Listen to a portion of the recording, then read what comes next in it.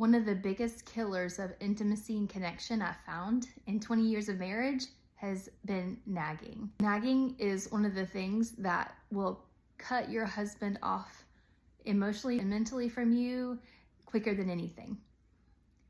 Early on in our marriage, I would nag when he would play video games.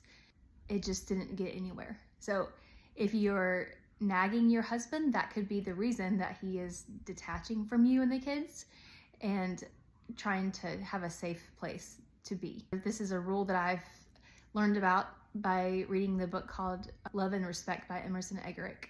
One of the things I absorbed was the 80-20 principle.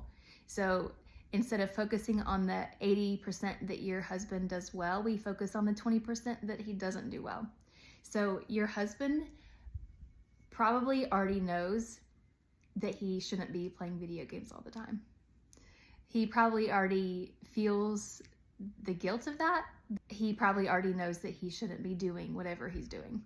Nagging him only makes him feel guiltier and only pushes him farther away.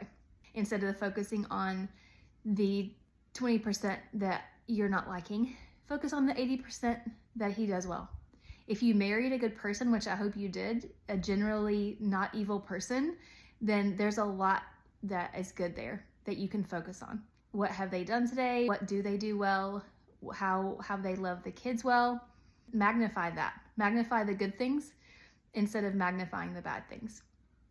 And I will guarantee you that you will see a difference. Your husband will stop running away from you. He will run toward you and the kids. Try to be affirming. Stop nagging.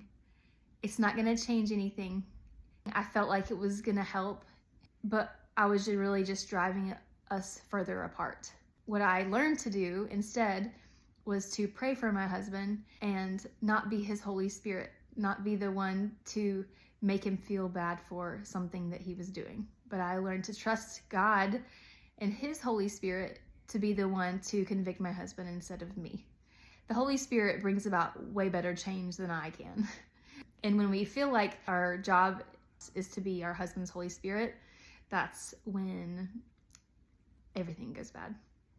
As much as you might want to complain about something they're doing, stop yourself. Don't complain. Don't even act negative and even act like you're disapproving, like slamming doors hard or being cold toward them. And that's something for me that would take a lot of self-control and a lot of prayer, a lot of trust in God. When you're tempted to complain and nag, pray instead. Your husband will eventually stop if you still affirm him, because if you don't, if you just nag, he will run farther away and dig deeper into that hole of isolating himself from you and the children. Try to cut the nagging cycle. Let me know if you did this and if it helped at all. And I'm excited to hear positive change coming your way.